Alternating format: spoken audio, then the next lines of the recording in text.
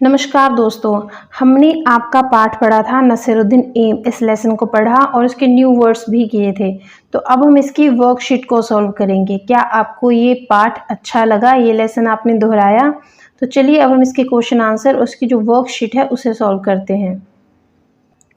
First question क्या है? What did Nasiruddin boast about? Nasiruddin किसके बारे में बोस्ट करता है? बोस्ट मतलब शेखी बघाड़ता है। Nasiruddin boasted about his skill in archery, कि अपनी स्किल के बारे में बोलता है, जो उसकी आर्चरी की स्किल है कि मैं तीरंदाजी बहुत अच्छी करता हूँ। सेकंड क्वेश्चन है why did Nasiruddin take someone else name each time he miss the target? Nasiruddin हर बार किसी और का समवन एल्स किसी और का नाम क्यों ले देता था जब वो टारगेट को मिस कर देता था? Nasiruddin did so to defend himself, वो खुद को बचाना चाहता था। He did not want to show his failure in his skill in archery, वह आर्चरी की जो स्किल है उसकी उसमें फेल हो रहा है उसको दिखाना नहीं चाहता था। So he took someone else name each time he miss the target, इसीलिए जब भी वो टारगेट को मिस करता है तो वो किसी और का नाम ले देता है। नेक्स्ट क्वेश्चन देखेंगे। वाई डिड नसीरुद्दीन से? नसीरुद्दीन ने ऐसा क्यों कहा? इट वॉज माई एम, ये मेरा लक्ष्य है। थर्ड टाइम, तीसरी बार जब उसका लक्ष्य बिल्कुल सही लगा, जब उसने टारगेट को अचीव किया तो उसने ऐसा क्यों कहा?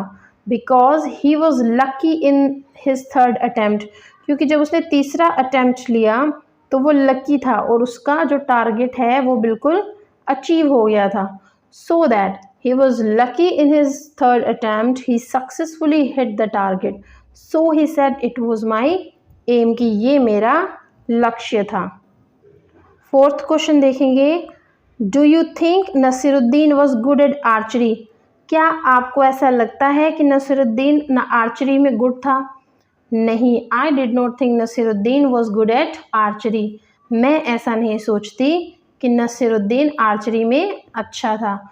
He only boasted about it before his friends, वो सिर्फ और सिर्फ अपने दोस्तों के सामने शेखी मार रहा था।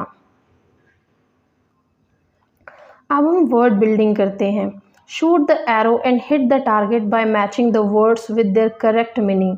आपको क्या करना है, यहाँ पर कुछ एरोज दिए गए हैं और टारगेट को अचीव करना है। ये कैसे करेंगे हम? चैटिंग का मतलब क्या होता है? बातें करना, है ना। तो चैटिंग का मतलब होता है बातें करना। तो देखिए यहाँ पर बातें करना कहाँ पर है, ये रहा। तो टॉकिंग इनफॉर्मली बातें करना। अमेजमेंट क्या होता है? अमेजमेंट होता है बिल्कुल हैरानी से, ग्रेट सरप्राइज, तो हम इसको मैच करेंगे ग्रेट सरप्राइज से। आर्चरी क्या होता है? आर्चरी मैंने भी बताया तीरंदाजी होती है। Shooting with bow and an arrow के साथ और बो के साथ शूटिंग करना, यानी कि लक्ष्य निर्धारित करना, उसे आर्चरी कहते हैं। डिफेंडिंग क्या होता है? अगला एरो है डिफेंडिंग, तो टारगेट क्या है? प्रोटेक्टिंग फ्रॉम अटैक से बचाना। देन है टारगेट क्या होता है बताइए? टारगेट क्या होता है? लक्ष्य, है ना। टारगेट होता है लक्ष्य, तो हम इसको किसके साथ मैच करेंगे? The goal intended to be hit, वो गोल जिसे हमें हिट करना है। देन है ट्रिम्फेंटली क्या होता है? विजय उल्लास, यानी कि खुशी के साथ, तो हैप्पी एंड प्राउडली के साथ हम इसे मैच करेंगे। तो क्या आपने अभी सभी लक्ष्य निर्धारित कर लिए और उन्हें अचीव भी किया? अब हम सेकंड क्वेश्चन को देखते हैं। सेकंड क्वेश्चन में क्या है? रिप्लेस द बोल्ड वर्ड्स, जो यहाँ पर बोल्ड वर्ड्स दिए गए हैं इन्हें रिप्लेस करना है इनके साथ with the words from the quiver, जिसमें हम अपने तीरों को रखते हैं उसे क्या बोलते हैं? Quivers. And rewrite the sentence, और सेंटेंस को दोबारा से लिखिए। In no time she hit the object she aimed at, वो ऑब्जेक्ट जिसे हम एम करते हैं कि हमें ये वस्तु चाहिए उसे क्या बोला जाता है? उसे बोला जाता है टारगेट। तो हम क्या लिखेंगे? In no time she hit the target, object she aim की जगह टारगेट लिखेंगे। नेक्स्ट है Nasiruddin was surely not a good archer. Surely निश्चित रूप से, तो श्योरली की जगह आएगा certainly. Nasiruddin was certainly not a good archer. The teacher said something about his good handwritings. कि टीचर ने उसकी गुड हैंड राइटिंग के बारे में कुछ अच्छा कहा. He felt very happy. वह बहुत अच्छा महसूस कर रहा था. तो सेट समथिंग अबाउट इसका मतलब होता है रिमार्क करना, कुछ कहना. तो हमारे पास आंसर आ जाएगा remarked on. The teacher remarked on his good hand writing. He felt very happy. अब हम करेंगे दिस इज़ राजीव फैमिली. हम बात कर रहे हैं राजीव की फैमिली की. There are a healthy family. They are a healthy family. एक हेल्दी फैमिली है, स्वस्थ फैमिली है. See what each one does to remain healthy. कि वो हेल्दी रहने के लिए क्या क्या करते हैं, आइए देखते हैं. ये फादर हैं. फादर क्या कर रहे हैं, एक्सरसाइज कर रहे हैं.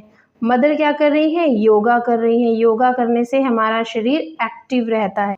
ये बच्ची क्या कर रही है, सीता. सीता स्किपिंग कर रही है.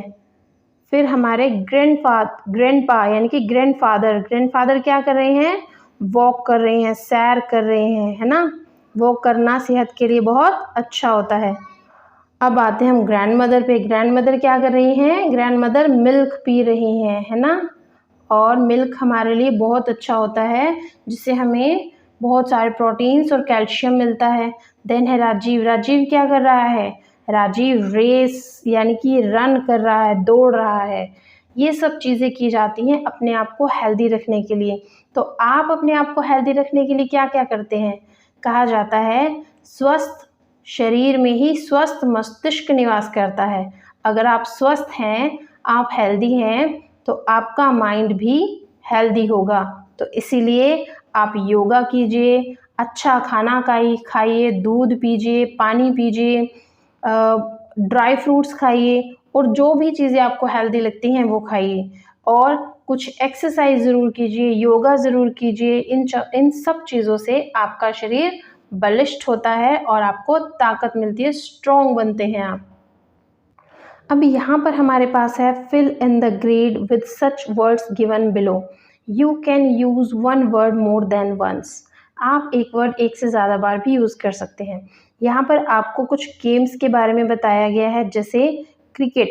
अब क्रिकेट के बारे में बताना है. What you play with. आप किस चीज़ के साथ क्रिकेट खेलते हैं. ये एक आउटडोर गेम है, हम बाहर जाकर खेलते हैं, है ना. और हमें इसमें से छांट कर लिखना है. तो हम बैट और बॉल के साथ ये गेम खेलते हैं. तो हम यहाँ पर क्या लिखेंगे, बैट और ball.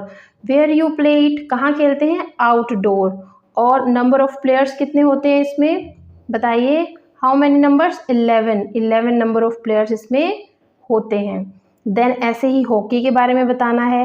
With what you play with. किसके साथ खेलते हैं, स्टिक एंड बॉल के साथ. किसके साथ खेलते हैं हम, स्टिक और बॉल के साथ. तो हम यहाँ पर लिखेंगे स्टिक एंड बॉल. देन है वेयर यू प्ले इट. कहाँ पर खेलते हैं, ये भी आउटडोर गेम है.